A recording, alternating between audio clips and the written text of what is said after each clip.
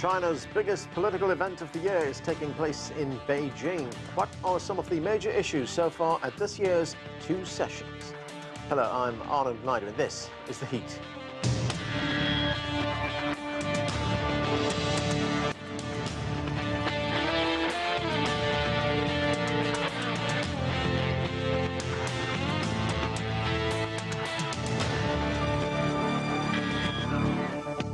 China's highly anticipated two sessions got underway Tuesday in Beijing as the Chinese People's Political Consultative Conference opened its annual session. On Wednesday, the National People's Congress began its meetings and Chinese Premier Li Qiang delivered the government work report. We begin with this report from Beijing. The initial agenda of China's top lawmakers' week-long sessions. 2024年 A glimpse of the world's second-largest economy's outlook through 2025. 今年发展主要预期目标是 The main targets for development this year are projected as follows. GDP growth of around 5%, surveyed urban unemployment rate of around 5.5%, over 12 million new urban jobs, CPI increase of around 2%. In setting the growth rate at around 5%, we have taken into account the need to stabilize employment, prevent risks, and improve the people's well-being, as well as the potential for growth and the conditions supporting growth. A target of around 5% is well aligned with our mid- and long development goals and underscores our resolve to meet difficulties head-on and strive hard to deliver. While delivering the government work report in front of deputies to the National People's Congress, Chinese Premier highlights efforts in promoting new quality productive forces, stressing the resilience of industrial chains, tech-driven growth, and green transition. 因地制宜发展新质生产力 Developing new quality productive forces in light of local conditions and accelerating the development of a modernized industrial system. China's tech breakthroughs, particularly in semiconductor and artificial intelligence, have been seen as disruptive rise against the backdrop of U.S. strategic bans. Again, the Trump administration this week defines the World Trade Organization, slapping new tariffs on countries, including China. Beijing's stance on upholding the international order is steadfast, and the commitment to an independent foreign policy is clear. 扩大高水平对外开放 Expanding higher standard opening up and stabilizing foreign trade and investment. And the commitment to an independent foreign policy is clear. 我们要坚持独立自主的和平外交政策 We will stay committed to an independent foreign policy of peace and to the path of peaceful development. We will remain firm in pursuing a mutually beneficial strategy of opening up, oppose hegemonism and power politics, oppose unilateralism and protectionism in all forms, and uphold international fairness and justice. The session this year will amend the law on lawmakers themselves, which is believed to translate their good experiences in the past to law and better practice the democracy. The draft law addressing the growth and protection of the private enterprises, especially the tech sector, is also among legislative efforts, aiming to boost China's market economy. Zhou Jiaxing, CGTN, Beijing. Later in the show, we will have a one-on-one interview with a former Brazilian ambassador to China, Caramuru. But for more now, joining us from Beijing is Victor Gao. He is chair professor at Soochow University. Also joining the discussion is Gong. He is a professor of economics at the University of International Business and Economics. And with us from Cairo is Nabil Fahmy. He is a former foreign minister of Egypt. Welcome to all of you to the show. Great to have you. Victor Gao, as we said, these important meetings come at a pivotal time globally. As President Xi Jinping said at one of the meetings, we are witnessing changes unseen in a century. So break it down for us. What are your main takeaways from these meetings? Thank you very much. As you said, this is the most important political season in China because the NPC is in session, the CPPCC is in session, and it gets all the media attention both at home and abroad. Major leaders are in attendance of these two sessions, and some of them are making important political statements, including Premier Li Qiang today. Now, we are also expecting the Foreign Minister Wang Yi, who will make an important press conference on a Friday, which is also one of the centers of the attention of the Prime Minister Li Qiang emphasized that the growth target for 2025 will be about 5%. Now, this will be a very bold growth target for China for this year, because China is facing a lot of headwind, both at home as well as abroad, especially because of the headwind created by the Trump administration in terms of the tariffs and other uncertainties created by the Trump administration. So China really needs to do a very solid work to muster all the resources, to mobilize the whole nation to do a very solid job in order to achieve the 5% growth rate for this year. We are all betting that this goal will be achievable, and this will really make another turning point in the continued reform and opening up of China to the rest of the world. John Gong, as Victor tells us, something that these meetings will be focused on, as well as the rest of the world, is that prediction by the Premier that we could see a growth rate of around 5%. What is your assessment? Well, I think I'm a little bit more optimistic than Victor because we had a very good beginning for this year so far. You know, the first 2 months deliver very solid performance economic-wise compared to the first 2 months in 2024. I think there are solid indications that China's economy is turning around, is actually moving towards the right direction. You know, you look at the stock market, you look at the consumption numbers. I think these are very clear signs that the consumer confidence, the investor confidence is coming back. And another thing I would point out is that the international narrative about investing in China has changed significantly since the beginning of the year. I think all of a sudden the investor community is starting to realize that China still remains to be a very vibrant place for both economic growth as well as for innovation. You know, with you know, a couple of very important technological breakthroughs, for example, the DeepSeek and others. I think you know, the confidence, international investor confidence, is also coming back. So these are all very good signs. But of course, and I totally agree with Victor on one point that the potential headwind is really something related to a geopolitical situation, especially emanating from Washington. You know, we don't know what President Trump is going to do. He's already announced tariffs, and they can be a very adverse impact on China's economy. But nevertheless, I still believe that the risk is still quite manageable, because after all, I think the market in the United States to China's exports, I mean, the importance of which has been reduced in recent years.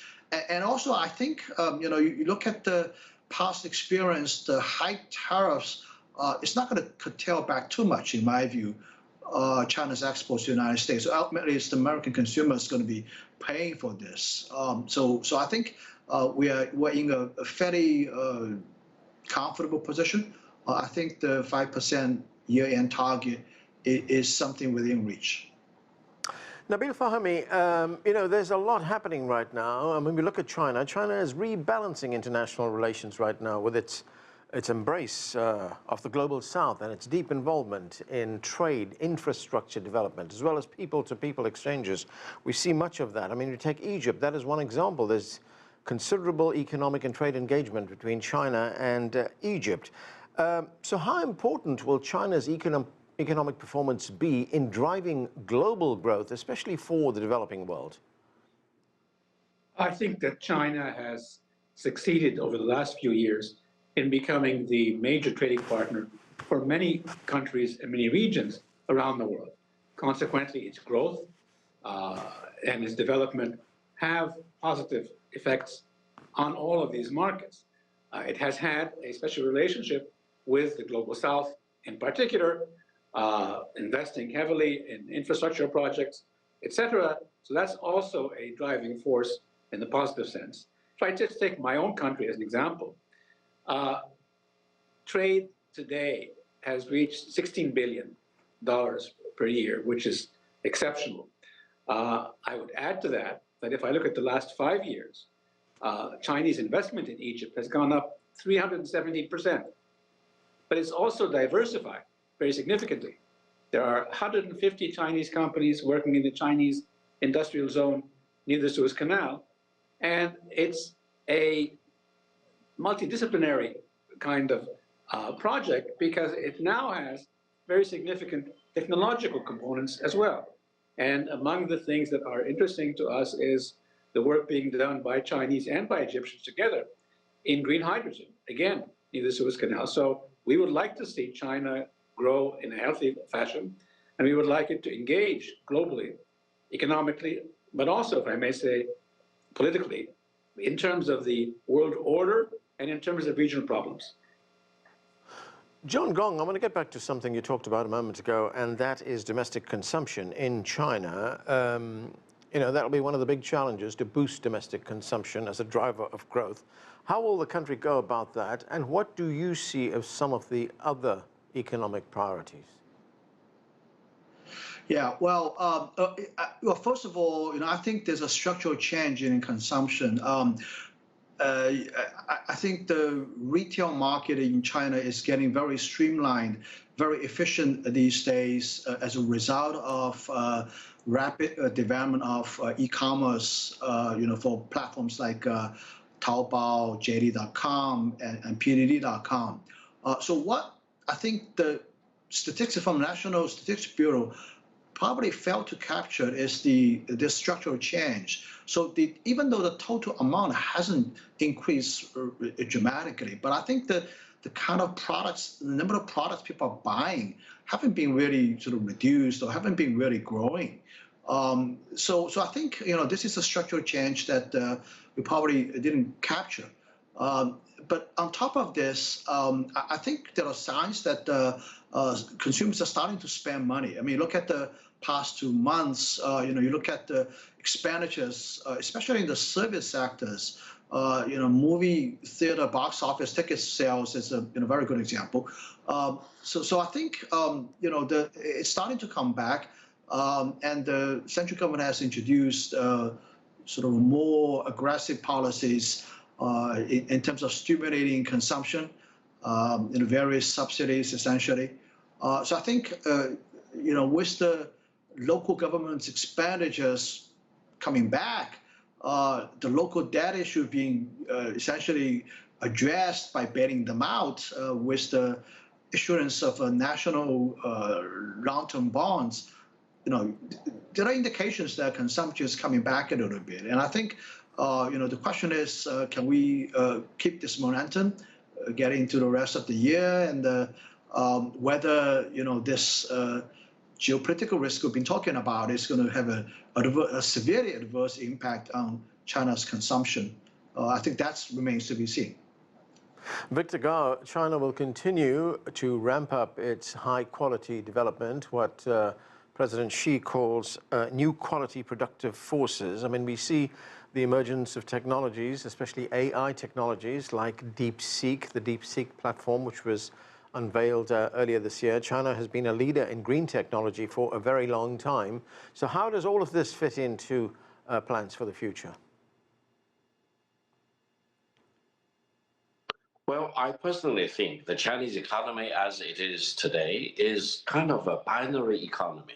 On the one hand, you have a big circle, which has been there since 1978, starting with promoting the four modernizations in agriculture, industry, science and technology, and national defense. Now, increasingly, there is another big circle. That is what you mentioned, and what President Xi Jinping has been talking about. That is what I call new qualitative productivity, meaning everything needs to be done to further give play to the role of science, technology, creativity, innovation, entrepreneurship, so that the future additional productivity should be really based on science and technology. This second big circle will increasingly play important role and generate miracles and wonders. And to some extent, they will offset the losses in the first big circle, because it has been doing for more than 4 decades, and now it is time for China to move up to a new level, a higher level of focusing on science and technology and innovation.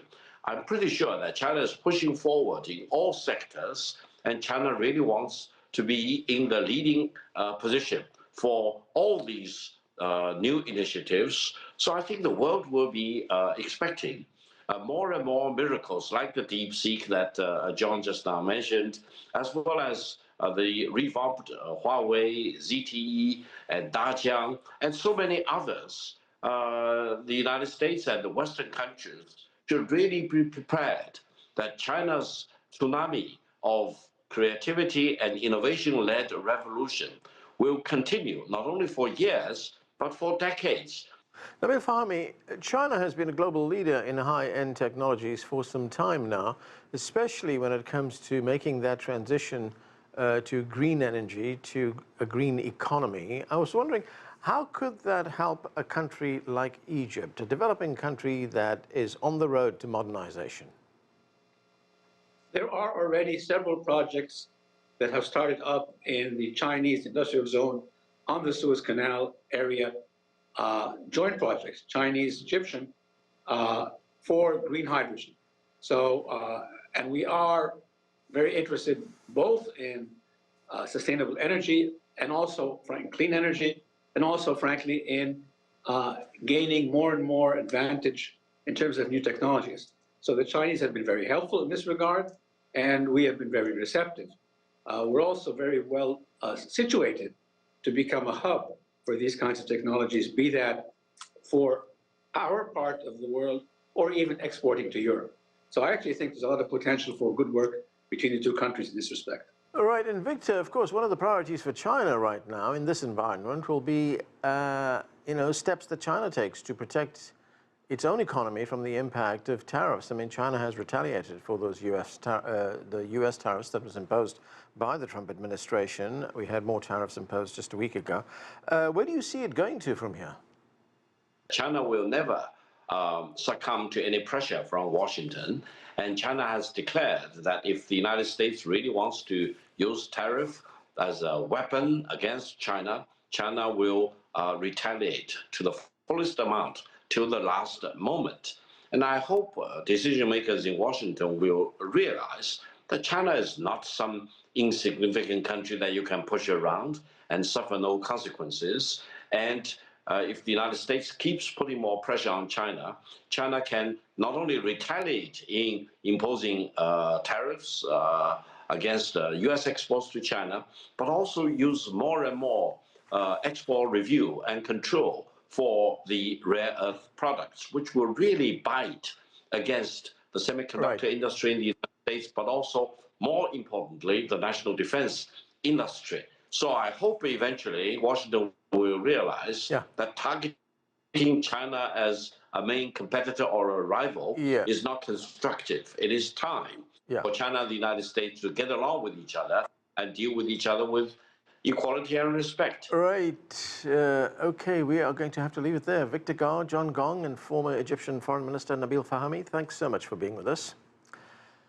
China's economic performance and embrace of multilateralism will continue to have a major impact across the globe in 2025. I talked recently with former Brazilian ambassador to China, Marcos Caramuru, about those issues.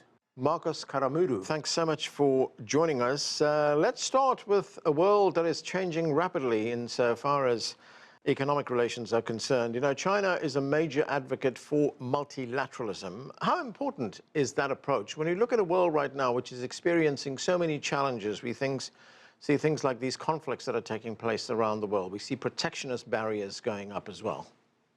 Well, I believe that to keep a minimum level of world order, we need multilateral institutions. Multilateral institutions, like any other institutions in the world, need leadership.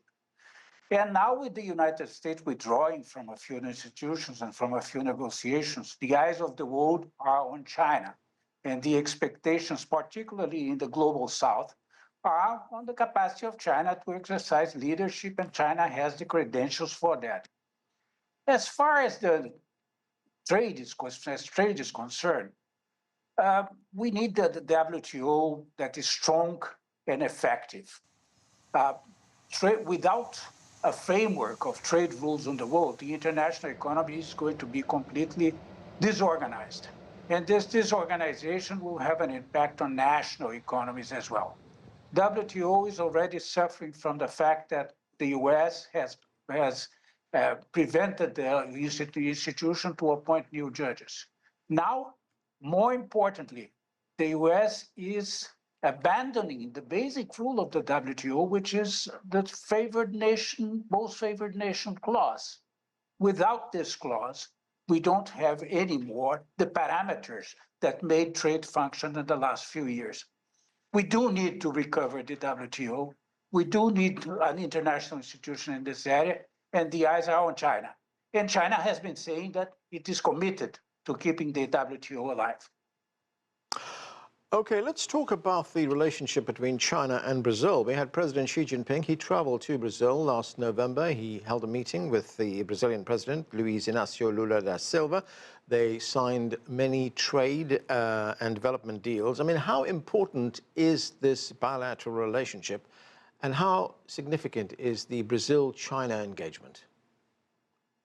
In the bilateral declaration signed by President Lula and President Xi Jinping, there's a mention to the fact that relations between Brazil and China are in their best moment in history. And they also say that they are an example for other relations in different areas in the world. My perception is that these relations have relied on consistency and also on the fact that the countries have been willing to deepen the connections more and more and more. The result is FDI, foreign Chinese investments in Brazil, at the order of $72 billion, or even more than that. Total trade at the order of $188 billion.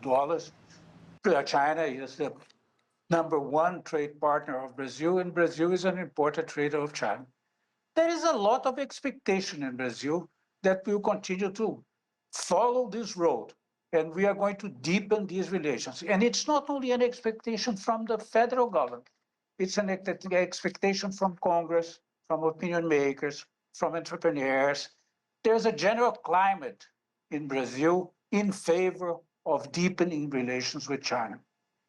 Yeah, and this effort to deepen relations, if we look at the potential for the development of relations, I mean, China is now deeply involved in many countries in Latin America. It built that port in Peru, the Shanghai, Peru port, which is going to service the entire hinterland there.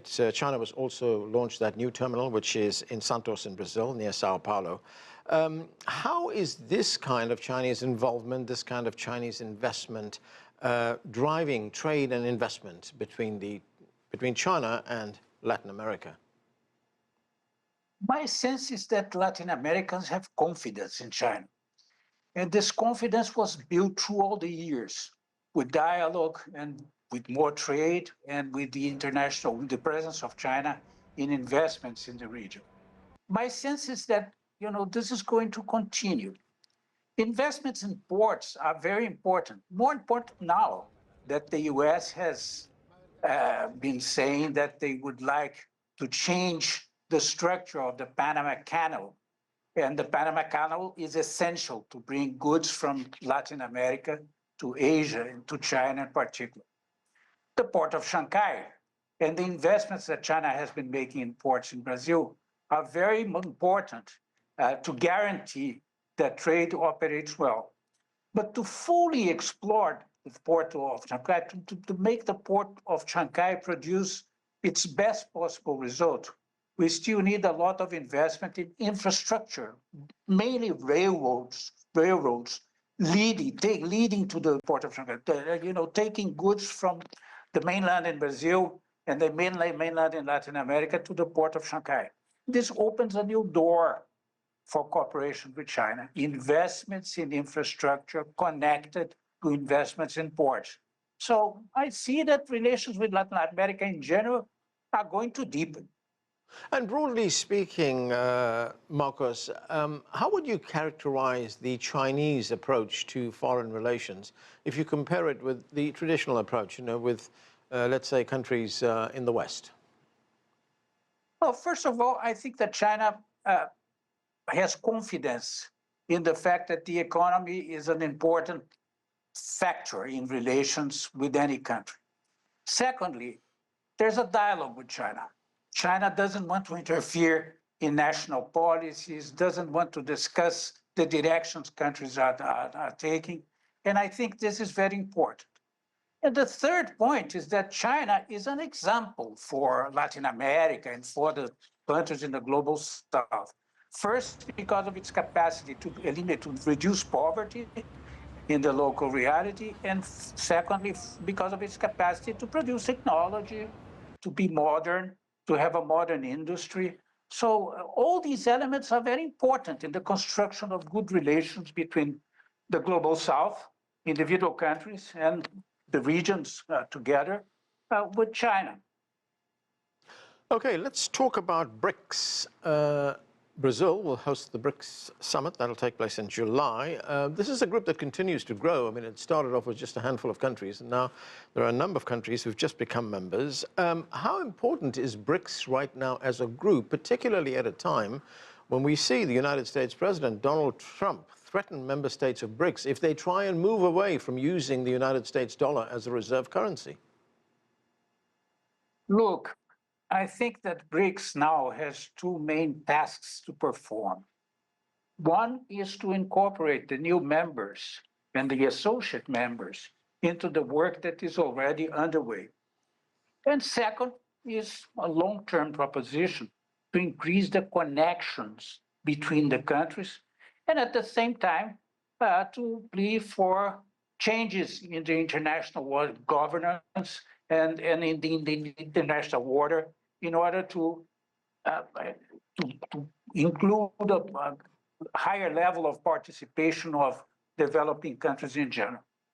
I think Trump's comments about BRICS are very much in the wrong direction because the BRICS countries have been talking a lot about the use of national currency. They also have been talking about improving the efficiency of the payment system among them. But this has nothing to do with the deliberate idea to exclude the dollar from payments. It's a process, and it's natural that the BRICS pay attention to the fact that they can interact better among themselves without creating an impact on topics that have to do with the other countries. So I think Trump is very much in the wrong direction, and BRICS will continue to operate well. Marcos Caramuru, thanks so much for joining us. Thank you. It's a pleasure. And we need to leave it there. That's it for another edition of The Heat. I'm Anand Naidu in Washington.